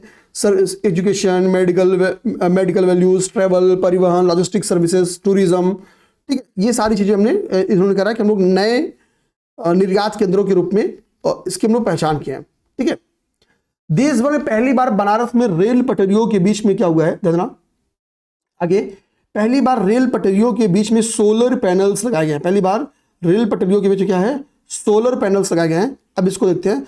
तो बनारस रेल इंजन कारखाने में ये बेसिकली ये जो रेल पैनल्स हैं, तो बनारस रेल इंजन कारखाना के द्वारा, ठीक है, क्या है कि रेलवे ट्रैक के बीच सोलर पैनल्स लगाए गए। तो एक दो क्वेश्चन आ सकते हैं कि हाल ही में कहां पर रेल पटरियों के बीच में सोलर पैनल्स लगाए गए? देखना। अब देखो, ये कह रहा है कि ये पैनल डेली बेसिस पे, इस पैनल की विशेषता क्या है? ये पैनल डेली बेसिस पे 67 यूनिट बिजली पैदा कर सकते हैं। ये पैनल क्या है? डेली बेसिस पे 67 यूनिट बिजली पैदा कर सकते हैं। 67 यूनिट। एक तो ये उपलब्धि कहां हासिल की गई है? बनारस रेल इंजन कारखाने में। ठीक है, ये एक नॉर्मली बात है कि एक पायलट प्रोजेक्ट के तौर पे है। आगे चल के अगर ये सफल रहा तो और भी तरीके से इसको डेवलप किया जाएगा। कह रहा है कि ये जो सोलर पैनल्स लगाए गए हैं तो 70 मीटर लंबे ट्रैक पे लगाए गए हैं। 15 किलोवाट इसकी पीक क्षमता है। अपनी पीक पे चार्ज होगा तो इसकी पीक क्षमता कितनी है?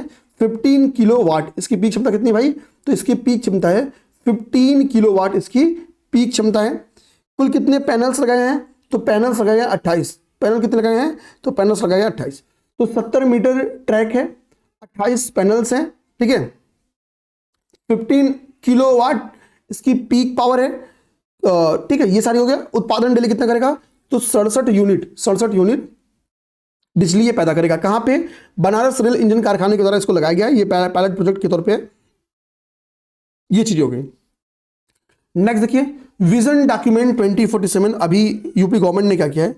विजन डॉक्यूमेंट 2047 को, ठीक है, सदन में पेश किया गया। ठीक है, सदन में इसको पेश किया गया है।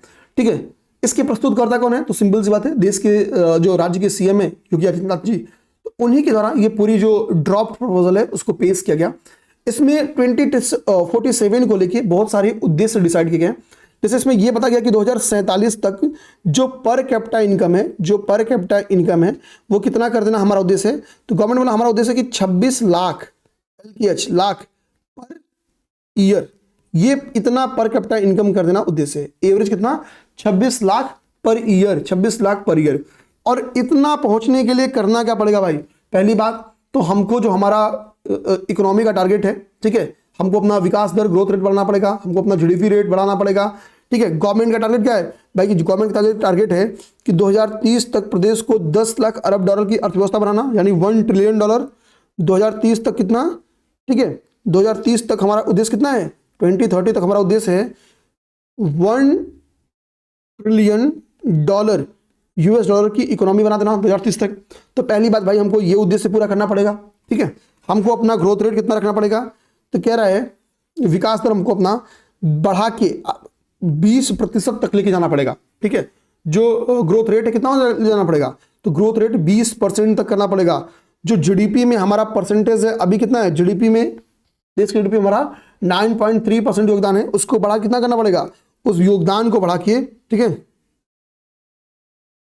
16% के बराबर करना पड़ेगा, लगभग जितनी हमारी पॉपुलेशन का कंट्रीब्यूशन है। तो जीडीपी योगदान कर रहा है, जीडीपी योगदान में भी हमको अपनी क्या करनी पड़ेगी? वृद्धि करनी पड़ेगी अगर हम चाह रहे हैं, ठीक है। ये हमारा विजन डॉक्यूमेंट 2047 है। तो पहला क्या है?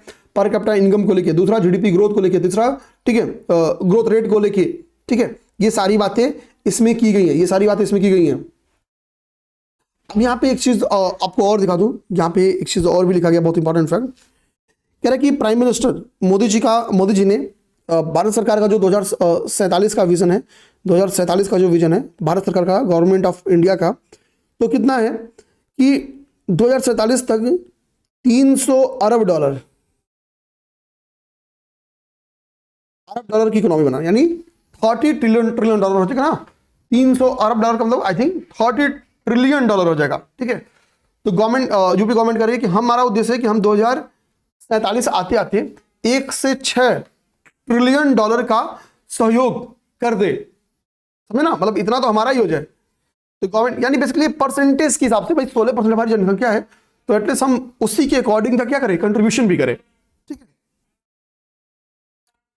चलिए अब देखो आगे कह रहा है कि जो ये पूरा का पूरा प्रपोजल है, ये 3 थीम के बेस्ड है। एक थीम आपका अर्थ शक्ति, सृजन शक्ति और जीवन शक्ति। तीन थीम के बेस्ड है, अर्थ शक्ति, सृजन शक्ति और जीवन शक्ति।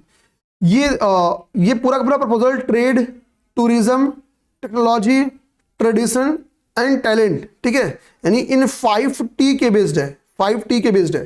Trade, tourism, technology, tradition and talent. और इसी के 12 सेक्टर, इसी आधार पे, इन्हीं 5 आधार पे कुल क्या होंगे? कुल 12 सेक्टर्स डिवाइडेड है, ठीक है, जिसपे गवर्नमेंट काम करेगी, ठीक है ना। कह रहा उत्तर प्रदेश का पहला green hydrogen plant, next topic हमारा क्या है? उत्तर प्रदेश का पहला green hydrogen plant, Uttar Pradesh first green hydrogen plant, ठीक है। इसकी स्थापना कहाँ की गई? तो ध्यान देना, गोरखपुर में एक लोकेशन है खानीमपुर में इसकी स्थापना की गई। योगी आदित्यनाथ जी के द्वारा इसका उद्घाटन किया गया।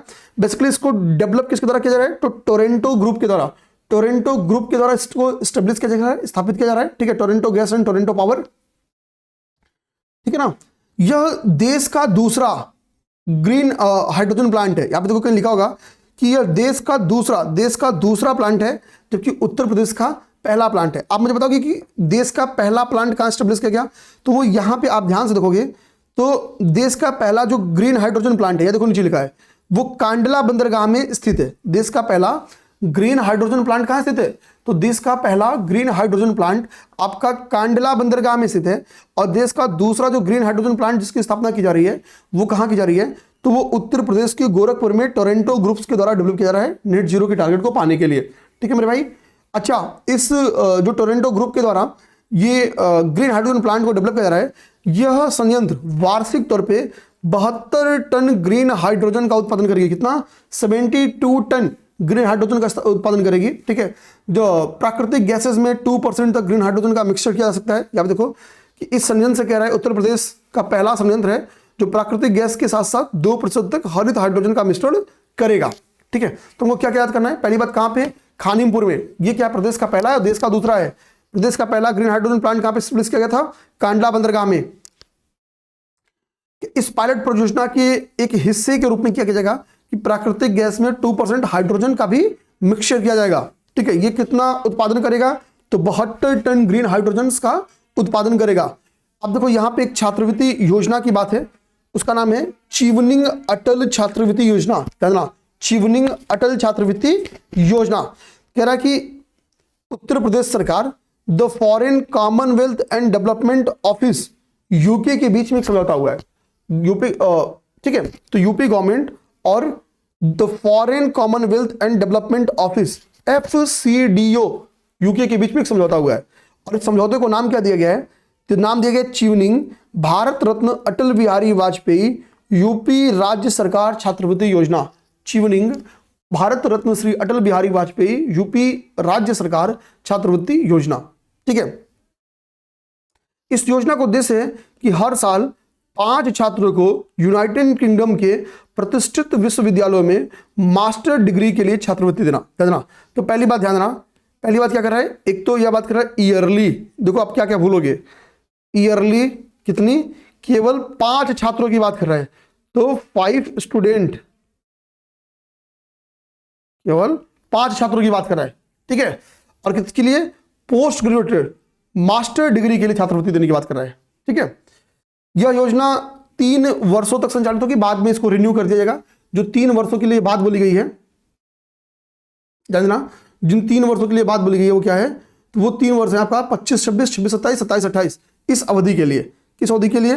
तो 2025-26 से, ठीक है, 2027-28 अवधि के लिए, इस अवधि के लिए। ठीक है, ये योजना संचालित की जाएगी, बाद में 28-29 में इसका नवीनीकरण कर दिया जाएगा। ठीक है, उत्तर प्रदेश में प्रति व्यक्ति पे कितना कर है भैया?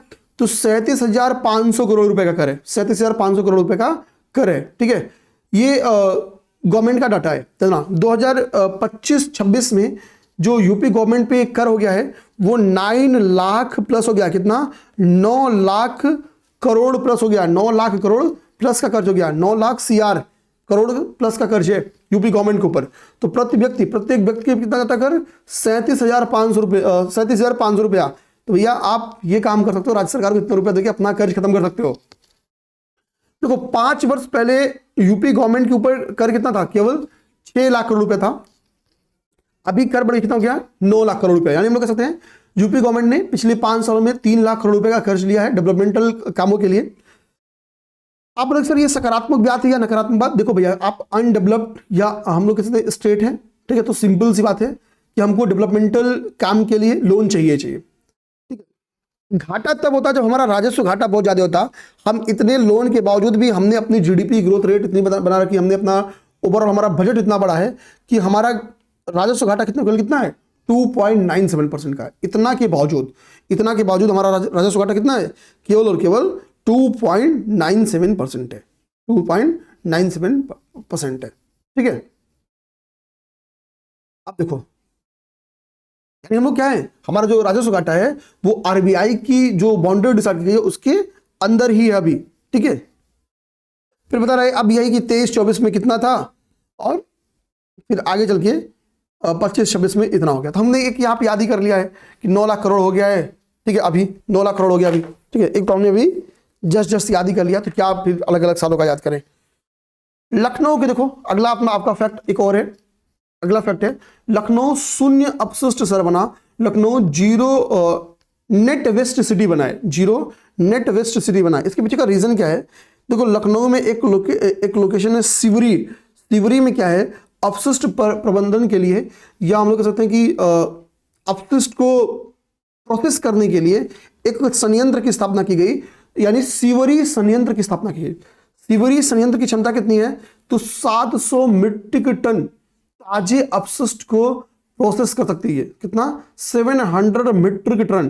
तो जैसे ही सिवरी संयंत्र संचालित हुआ तो लखनऊ सिटी में जितनी प्रतिदिन अपशिष्ट उत्पादन हो रहा है उससे ज्यादा क्या हो रहा है? प्रोसेस हो रहा है। इसी के लिए नेट जीरो अपशिष्ट शहर बन गया है। इस वक्त लखनऊ की क्षमता कितनी हो गई है, शहर में प्रतिदिन 2000 मीट्रिक टन के अवशिष्ट का, ठीक है, क्या हो रहा है, प्रोसेसिंग किया जा रहा है। कितना, तो नई क्षमता कितनी हमने डेवलप की सिवरी संयंत्र की, 700 मीट्रिक टन। सिवरी संयंत्र की क्षमता कितनी है, 700 मीट्रिक टन। जैसे ही सिवरी संयंत्र काम करने लगी, ठीक है, वैसे ही क्या हुआ, हमारी जो नई क्षमता बन गई डेली प्रोसेस करने की, वो 2000 मीट्रिक टन की होगी। कितना, 2000 मीट्रिक टन की हो गई, ठीक है। ये सारे के सारे बात हो गए। गाजियाबाद में WHO और IRCH का वर्कशॉप का आयोजन किया गया, जानना। इसके आयोजक आपके आयुष मंत्रालय, WHO और PCIMNDH। PCIMNDH मतलब भारतीय चिकित्सा होम्योपैथिक औषधि संयोजन आयोग है इसकी आयोजक। तो यहाँ पे आयोजन करना, तो भाई मेनली आपका आयोजन किसने किया है, आयोजन करना, आयोजन करता, तो भाई आयुष मंत्रालय ने मेनली आयोजन किया है, लेकिन इसमें इसने WHO और PCIMNDH यानी का भी सहयोग लिया है, ठीक है। तो हम लोग कह सकते हैं कि आयुष मंत्रालय ने हाल ही में WHO और IRCH के बीच एक वर्कशॉप का आयोजन कराया। इस वर्कशॉप का आयोजन का मतलब उद्देश्य देखिए, कह रहा है एक उद्देश्य छोड़िए, पहले ये कह रहा है कि इस वर्कशॉप के दौरान, कह रहा है इस वर्कशॉप के दौरान, ठीक है, बहुत सारे देशों ने ऑनलाइन एवं ऑफलाइन माध्यम से पार्टिसिपेट किया। जो दोस्त या जो हमारे जो कंट्रीज, ठीक है, ऑफलाइन पार्टिसिपेट किए, प्रत्यक्ष रूप से ऑफलाइन पार्टिसिपेट किए, उनमें क्या है, भूटान है, ब्रुनेई है, क्यूबा है, घाना है, इंडोनेशिया है, जापान है, नेपाल है, पराग्वे है, पोलैंड है, श्रीलंका है, युगांडा है, जिम्बाब्वे है। ये ऑफलाइन क्लास किए, यानी ये ऑफलाइन, ठीक है, ऑफलाइन क्या किए, इस वर्कशॉप को अटेंड किए। लेकिन 3 कंट्रीज, ब्राजील, मिस्र और अमेरिका, ब्राजील, मिस्र और अमेरिका, इनके प्रतिनिधियों ने ऑनलाइन माध्यम से क्या किए, इस वर्कशॉप में पार्टिसिपेट किए, ऑनलाइन माध्यम में इस वर्कशॉप को पार्टिसिपेट किए, ठीक है ना, बात समझ आ गए, ठीक है। सिंपल सा, इसका कल को आपसे पूछते कि भाई इस वर्कशॉप का उद्देश्य क्या है, तो बेसिकली जो हर्बल मेडिसिन हैं उनका मानकीकरण किया सके, ठीक है, उनकी गुणवत्ता को बढ़ावा दिया जा सके, पारंपरिक चिकित्सा में अंतर्राष्ट्रीय सहयोग को बढ़ावा दिया जा सके, ठीक है, यही बेसिकली इनका उद्देश्य है। अगला है लर्निंग बाय डूइंग कार्यक्रम। लर्निंग बाय डूइंग कार्यक्रम, बेसिकली समझो कि इस कार्यक्रम का उद्देश्य क्या है, तो promote experimental and skill based learning. इसका उद्देश्य क्या है, प्रमोट यानी, ठीक है, promote experimental and skill based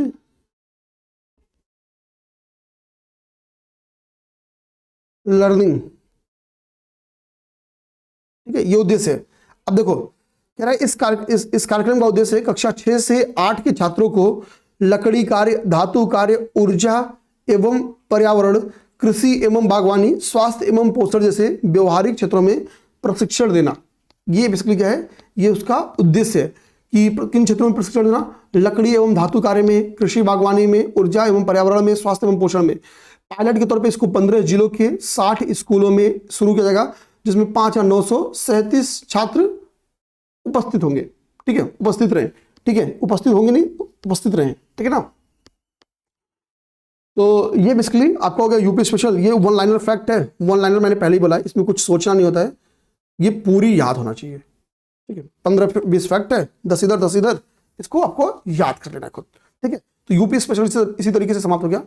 अब चूंकि 1 घंटे 10 मिनट का क्लास हो गया है और इस वक्त 2:30 और 3 बजे क्लास आपकी अपलोड करनी होगी मुझे, तो अभी मैं 2 बजे, तो 2:30 हो रहा है, तो अभी मैं क्लास अपलोड कर देता हूँ, ठीक है, और मिलते हैं नेक्स्ट क्लास में। जय हिंद।